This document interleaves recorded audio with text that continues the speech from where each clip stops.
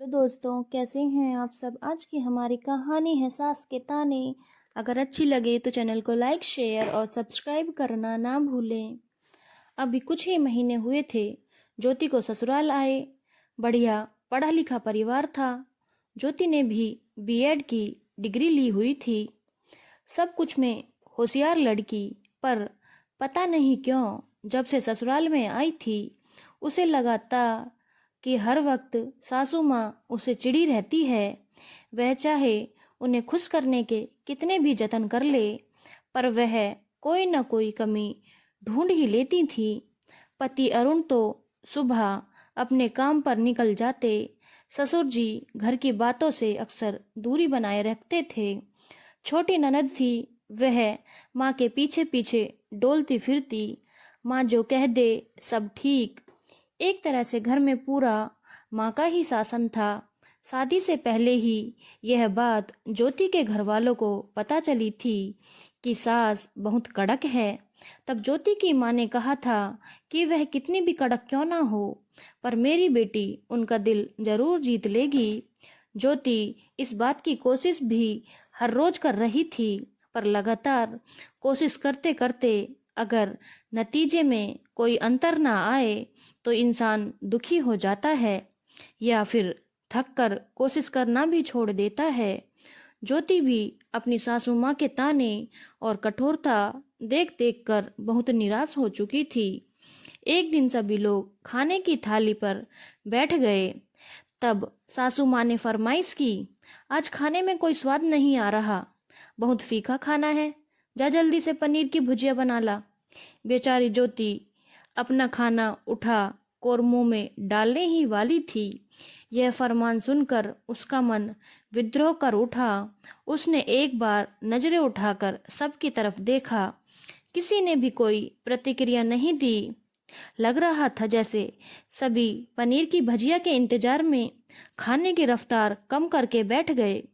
सासू माँ ने भी फिर से कहा, सुना नहीं तुमने, जल्दी करो, सबका खाना ठंडा हो रहा है। तभी ज्योति खड़े होकर बोली, माँ जी, मेरा खाना नहीं ठंडा हो रहा क्या। उसके इतना कहते ही सभी एक दूसरे का मुंह देखने लगे। कमला जी चिल्लाते हुए बोली, अरे वाह, तभी तो मैं कहती थी कि अच्छा बनने का नाटक कितने दिन करती है। मैं भी देखती हूँ। मैं नहीं जानती आजकल की बहू को कितना काम में मन लगता है। बस पर्स लटकाए यहाँ वहाँ डोलने को कह दो। माँ जी, ऐसा नहीं है। मैं सच्चे मन से घर के सारे काम आपका परिवार का प्यार पाने के लिए करती हूँ। बंद करो अपना यह नाटक। प्यार पाने के लिए दिखा दो दिया इतना प्यार। अरे एक हम थे जो अपनी सास की एक आवाज पर रात के 12 बजे पकौड़े क्या पूरे 10 लोगों का खाना बनाकर रख देते थे। और यह एक महारानी है जिनको खाना खाते समय उठना पड़ेगा तो इनका खाना ठंडा हो जाएगा। इतना सुनते ही ज्योति की आंखों से आंसू बहने लगे। अब अरुण से रहा न गया। वह खाना छोड़ उठ गया, बोला, माँ, हर इंसान एक जैसा नहीं होता। अगर तुम पहले से ही किसी को अपने तराजू पर कसकर देखोगी तो उसका सही रूप कैसे देख पाओगी। वह बेचारी दिन रात तुम्हें खुश करने में लगी हुई है और तुम उसकी मेहनत को नाटक का नाम दे रही हो। पिताजी भी जो इतने दिनों से सब कुछ चुपचाप देख रहे थे, बोल पड़े, देखो कमला जी, तुम्हारा जमाना और आज का जमाना एक सा नहीं है। आजकल जैसा माहौल है तुम जानती ही हो। उसमें तुम्हें इतना सम्मान करने वाली आज्ञाकारी बहू मिली है तो तुम भी उसका सम्मान करो। कल जो तुम्हारे साथ हुआ उसका बदला अगर तुम इसके साथ लेने की कोशिश करोगी तो यह मत सोचो यह पढ़ी लिखी, कहीं भी कोई भी कार्य करने में सक्षम आत्मनिर्भर लड़की है। यह उतनी ज्यादती बर्दाश्त नहीं कर पाएगी और करनी भी नहीं चाहिए। माँ ने अपने हाथों से अपना चेहरा ढक लिया और कहा, वाह, आज मेरी बहू के कारण पहली बार मेरे पति और मेरे बेटे दोनों मेरे खिलाफ बातें की। अच्छा है मेरी बहुरानी ने आते ही मेरा सब कुछ अपने नाम कर लिया। अच्छा है मेरी बहुरानी ने आते ही सब कुछ अपने पीछे लगा लिया।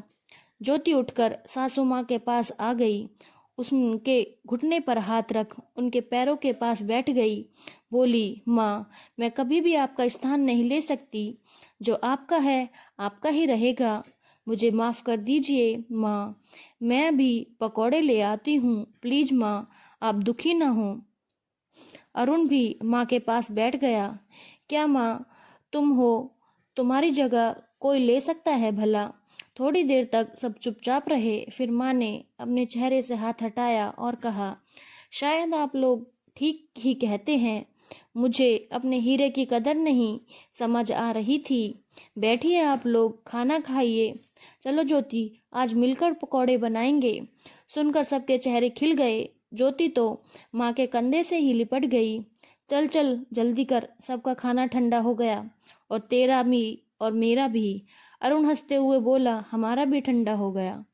धन्यवाद दोस्तों। अगर आपको कहानी अच्छी लगी हो तो चैनल को लाइक, शेयर और सब्सक्राइब करना ना भूलें।